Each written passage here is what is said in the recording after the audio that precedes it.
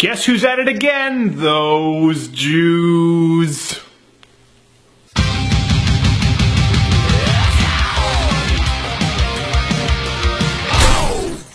Earlier this week, Israel fired a warning shot into the armpit of the world commonly referred to as Syria. Now, you may not have heard of this in the news because it was a relatively peaceful, retaliatory warning shot fired back into Syria after several rockets had made their way to Israel. You probably have heard of the exchange of rockets between Israel and Hamas now, as people have died, and that's always front page news. Extra, extra, read all about it! Extra, extra, read all about it! Now, I realize that a lot of people out there who have an opinion on the subject don't exactly know the history, so I'm going to try and wrap up everything you need to know in about 3 minutes. Post-Holocaust, in 1948, as the Jewish state of Israel became formally and internationally recognized, it was immediately attacked by myriad Arab armies who were trying to exterminate Israel openly off the face of the earth. Now, knowing that is key as we fast forward to the War of '67, which is most commonly seen as the crux of today's anti-Semitic leftist arguments. In '67, the dictator of Egypt openly said that he was going to extinguish Israel from the face of the earth. Syria and Jordan said, "Hey, that sounds like a party, we're in." They literally acted as thugs attempting to jump Israel in an alleyway.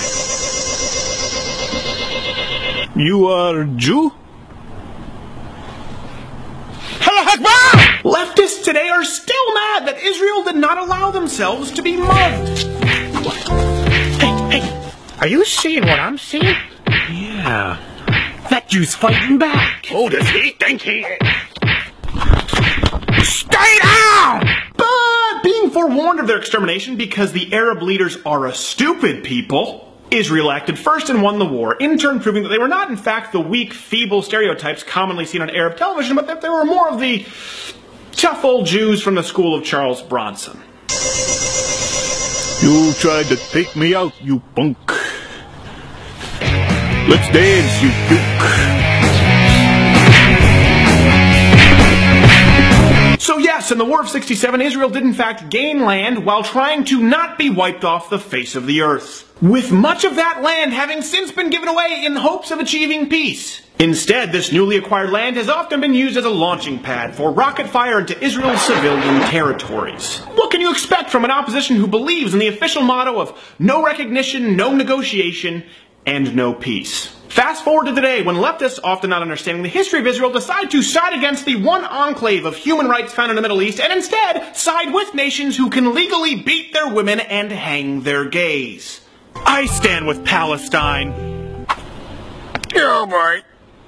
Yes, leftists, disregarding all statistics, logic, or historical context, you should be supporting Israel, if only for the gays. Otherwise, they're here, they're queer, they're dead.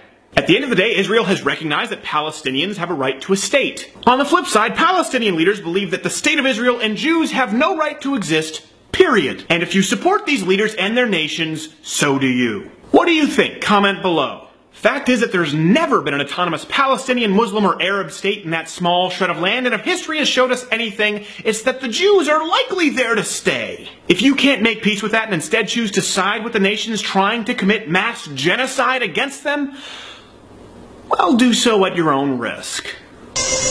You want some puke bag? Come and get it.